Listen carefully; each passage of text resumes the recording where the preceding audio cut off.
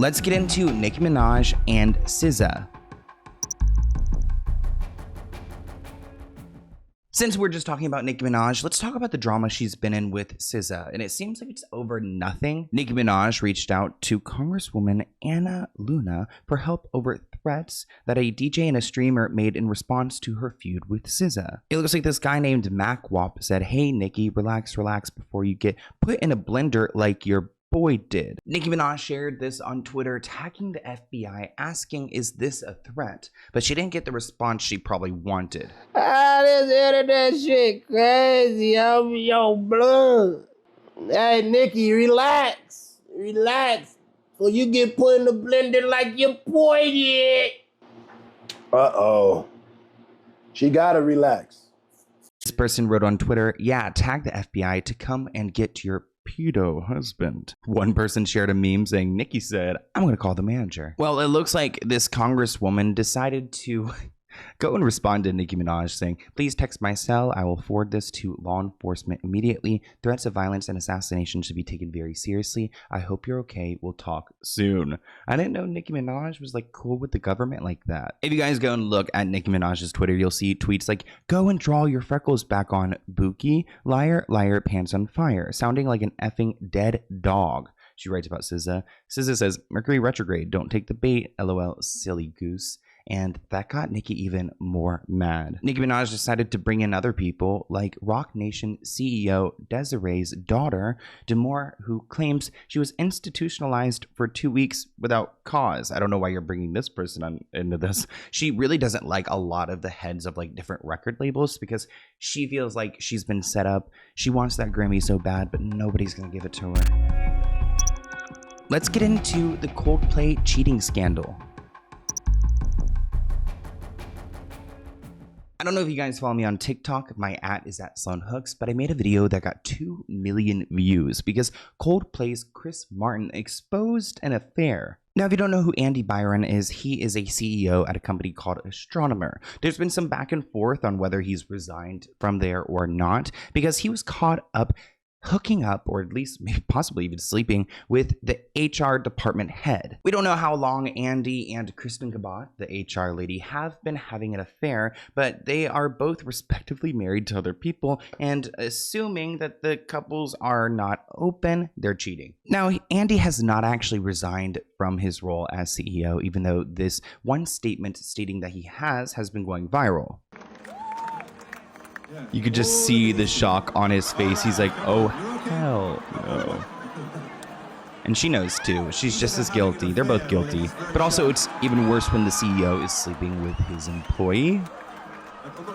Now, because this moment went so viral, the internet was able to track everyone down. On July 17th, the couple were identified as Andy, the CEO, and Kristen, of course, working for HR. Soon after, Andy's wife, Meg, was discovered on Facebook, and immediately people started hitting her up. Like, "Hey, Megan, are you okay? Did you see that your man was with another woman at Coldplay?" So Meg's inbox that morning blew up because people wanted to tell her, "Hey, your husband's cheating." And clearly she saw the news because she removed their last name from her name on Facebook. So it looks like Meg is headed towards a divorce sometime soon, and I hope she takes all the money. An update on the Coldplay concert affair. This is Andy Byron, the CEO of the data company Astronomer, and Kristen Cabot, the chief people officer of the same company. Yep, they're both married. Not to each other, but it gets worse. Sitting directly next to them was Alyssa Stoddard, senior director of people at Astronomer, a newer hire who just got promoted. And based on her reaction, it was obvious that this was not a spontaneous, innocent outing. One thing is clear, the entire company might have known something was up. One user even wrote, "That's gonna be one awkward board meeting, if not a couple divorces too." As for Andy's actual wife, she's moving swiftly. She's already removed his last name from her social profiles, deleted all their photos together, and gone completely silent.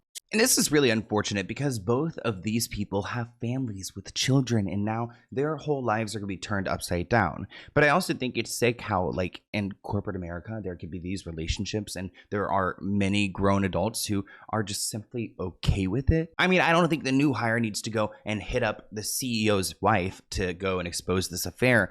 It's just sick how the power dynamics play here because I don't really know what they could have done. Maybe sent like an anonymous message, but even that would freak me out. The reaction to all of this on social media has been hilarious. It's probably really good for Coldplay.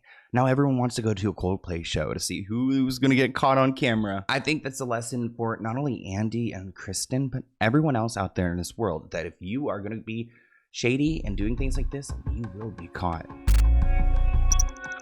Let's get into Brooks Nader.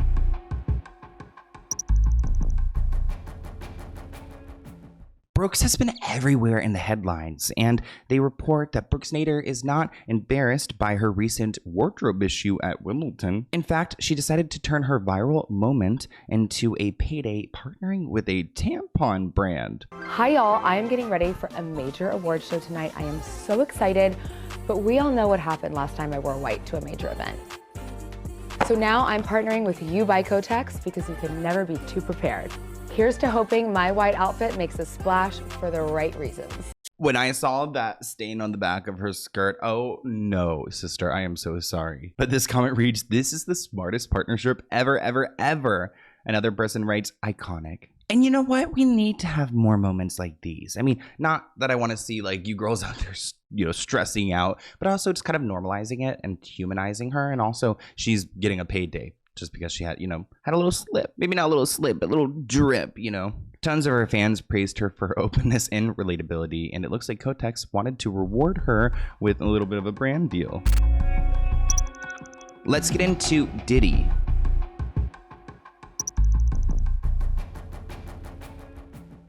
So we all know the Diddy trial is over, but we're still waiting for sentencing, which will be later this year. But even though it's over, there's still tons of drama, and it looks like the lead prosecutor was fired. I mean, the government did such a terrible job. It's like embarrassing that we have to like claim the government because they did so bad. So I'm glad they fired her. So her name is Maureen Comey. Her father's pretty problematic as well. But it looks like the big loss in court actually resulted in her losing her job. The reason why we know about her firing is because 2 employees came out anonymously to go and tell them what had happened. And I think with a screw up like that Diddy case, I mean, it cost so much money for the government to do this, and there really wasn't as big of a case as they were able to make. So it was a big fail. Just a few weeks after totally fumbling the Diddy case, it looks like the Trump administration has fired Maureen Comey. I'm honestly shocked. I told you guys the jury wasn't connecting to Maureen Comey. Well, apparently neither is our administration. Now I'm wondering, does it have something to do with the Epstein files? Because as you know, Trump's kind of going after her father, James, right now. What does this say for Diddy? This is very interesting. There's got to be something going on behind the scenes because Comey's also connected to other figures in politics like Jeffrey Epstein and Ghislaine Maxwell. She worked on the case against both of them. Maureen Comey's father also has beef with President Trump, so there could be some things going on behind the scenes that resulted in her firing. Like maybe it was because of the failed Diddy verdict, but it also could be because the people running our government does not like her or her father. Maureen Comey, who is the daughter of former FBI Director James Comey, she has been fired by the Trump administration. They're not giving a reason for her termination. But I believe she would have been fired a lot earlier if it had not been for the Diddy trial. They probably wanted her to complete the Diddy trial, and she has completed it. They lost on the most serious charges, and now she has been dismissed. I have a feeling the Trump administration is not concerned with punishing Diddy very harshly, and therefore, the initial request or suggestion by the U.S. Attorney's Office that he should serve up to 63 months, I bet that's going to change, and I bet it's going to be a lot less by the time we get to that October sentencing. This comment reads, "Diddy was a huge miss. That prosecution spent millions and didn't get a RICO." This person writes, "Just like the mafia, fire anyone who is a danger to them." Bertie Young writes, "Documents will start showing up on social media soon." Let's get into Kevin Spacey.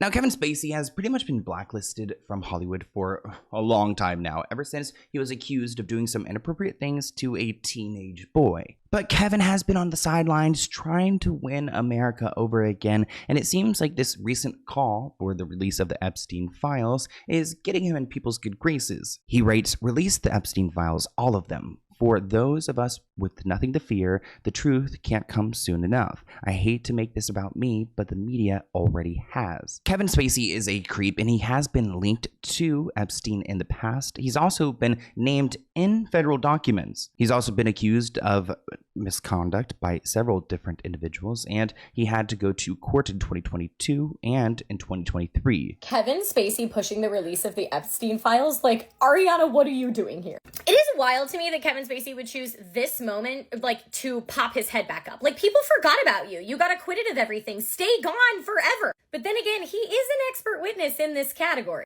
In case you don't remember, circa 2020, Kevin Spacey had a massive fall from grace because it came out that he had been allegedly assaulting and abusing little boys, young boys, when he was both the artistic director of a theater, when he was on House of Cards, and in various other films. Kevin has always maintained his innocence, and I mean, I don't know if he's delusional or what. If I was linked up in the Epstein world, I mean, I don't know if I would want to keep, like, you know, making that known to the world, but I guess he claims whatever he did with Epstein, it wasn't bad. Let's get into Sia and Harry Jowsey.